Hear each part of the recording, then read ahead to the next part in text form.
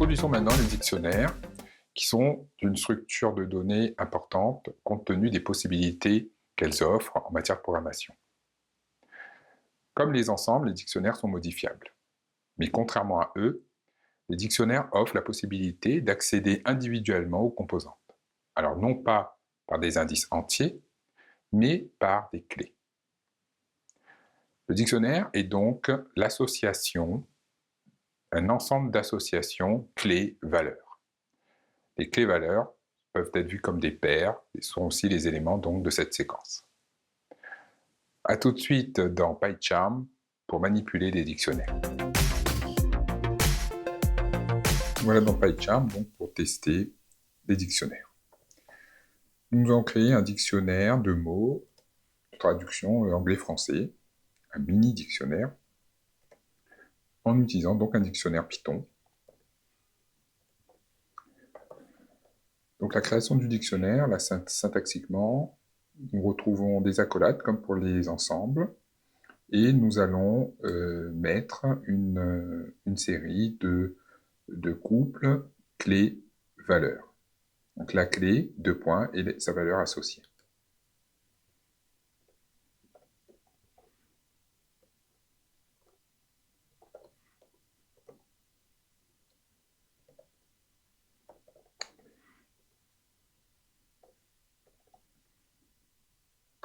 Voilà, nous avons créé un premier dictionnaire avec trois paires de clés-valeurs. Pour l'instant, nos clés et nos valeurs ne sont que des chaînes de caractères, mais nous verrons que nous pouvons utiliser d'autres types, à la fois pour les clés, à la fois pour les valeurs.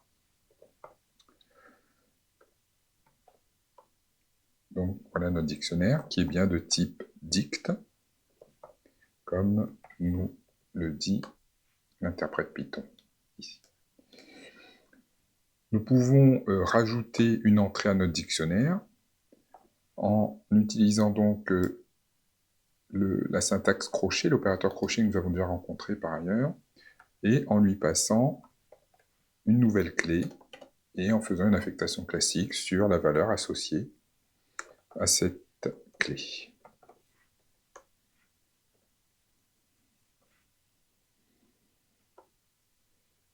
Voilà notre quatrième entrée. Nous pouvons demander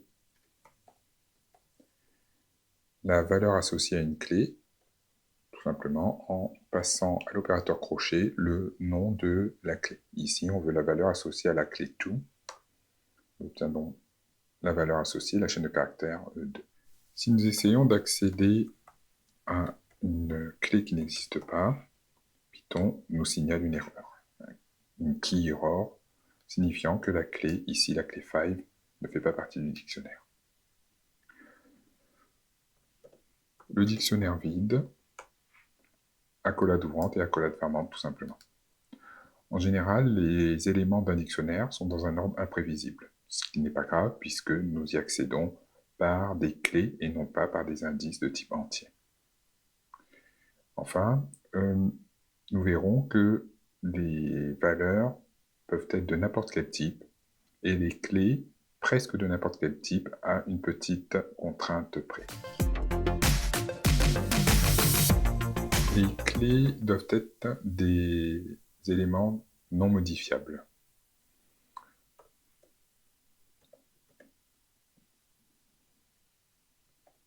Prenons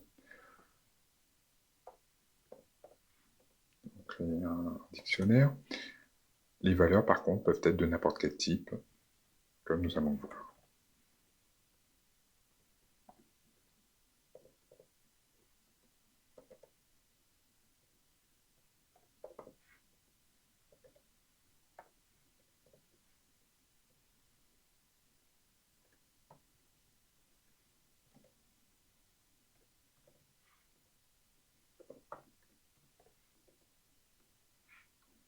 Voilà, nous avons créé ici un dictionnaire avec différentes clés de différentes natures, des entiers, des chaînes de caractères, des tuples, et en valeur également différents types, entiers, listes, chaînes de caractères, flottants, et même dictionnaires. Donc si nous essayons de rajouter par exemple une liste comme clé, nous avons une erreur. Nous verrons ce que veut dire unhatchable et hatchable plus tard. Retenez cela. Pour les clés, les types doivent être non modifiables. Des valeurs simples ou des chaînes de caractères, des tuples. Pas de liste, pas de dictionnaire, pas d'ensemble. Si nous accédons au dictionnaire, qui est la valeur associée à la clé dic dans notre dictionnaire D, nous pouvons bien sûr accéder ensuite en une seule opération aux différentes composantes de ce dictionnaire. Par exemple, à la valeur associée à la clé tout. Ça ne pose aucun problème. Évidemment, pareil pour la liste associée à la clé liste de ce dictionnaire.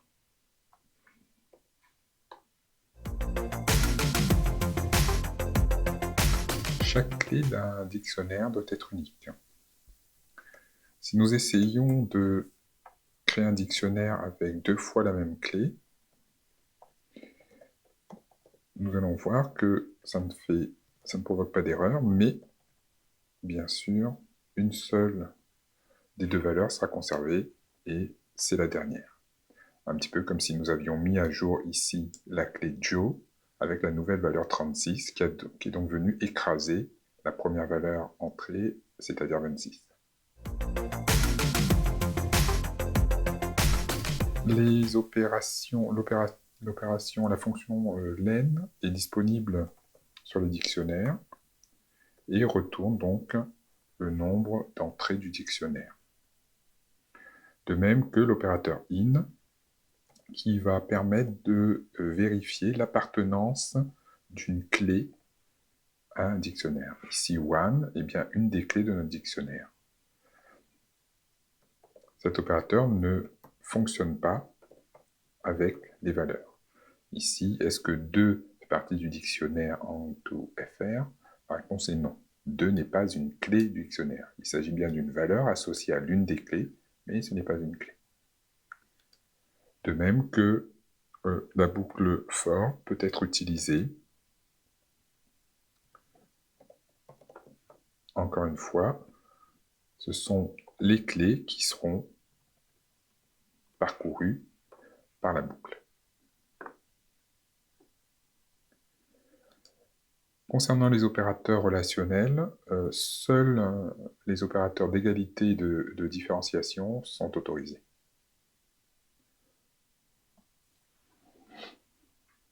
Enfin, nous avons possibilité d'utiliser l'opérateur del, la fonction del, pour effacer une entrée dans un dictionnaire.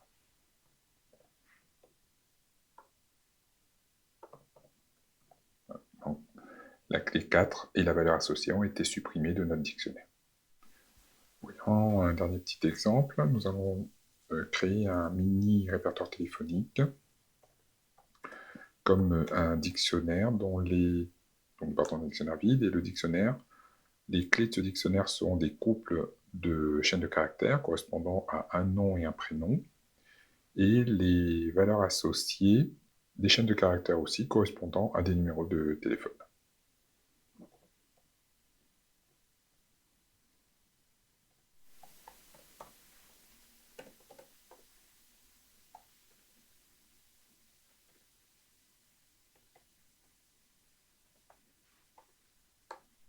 Voilà, nous avons donc notre mini-répertoire téléphonique.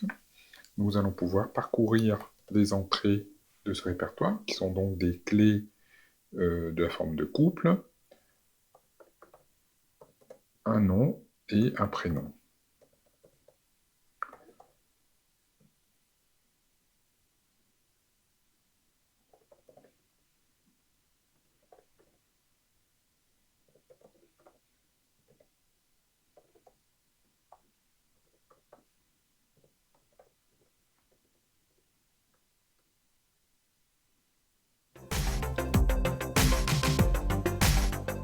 Illustrons les concepts que nous venons de voir avec un petit exemple. Nous allons écrire une fonction qui crée un dictionnaire. Le problème est le suivant, compter l'apparition des lettres, la fréquence des lettres dans un texte qui sera passé en paramètres. Comment pouvons-nous faire cela de façon propre? Nous allons utiliser donc un dictionnaire. Les clés de ce dictionnaire seront les caractères et les valeurs associées, les compteurs, le nombre d'apparitions des caractères dans le texte. La première fois que nous rencontrons un caractère, nous créons une nouvelle entrée dans le dictionnaire avec comme valeur 1. Ensuite, à chaque nouvelle occurrence, nous incrémentons cette valeur associée de 1. Nous nous retrouvons dans PyCharm où nous allons écrire notre script, notre fonction, histogramme.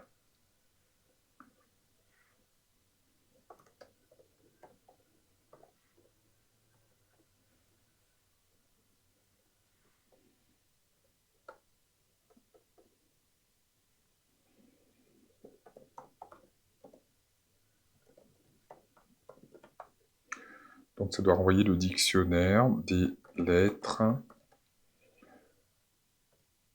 dans S avec leur fréquence d'apparition. Donc nous commençons par créer un dictionnaire vide et nous allons parcourir les caractères de la chaîne S. Si le caractère a déjà été visité, donc s'il appartient déjà à D, à ce moment-là, nous allons incrémenter sa valeur.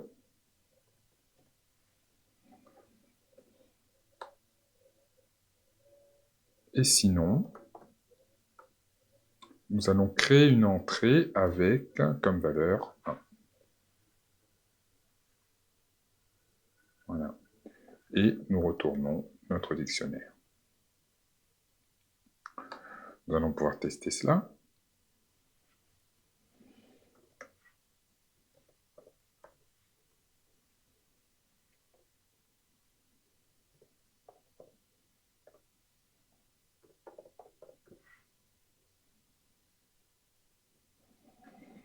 Et afficher notre dictionnaire H. Voilà. Nous allons exécuter notre script.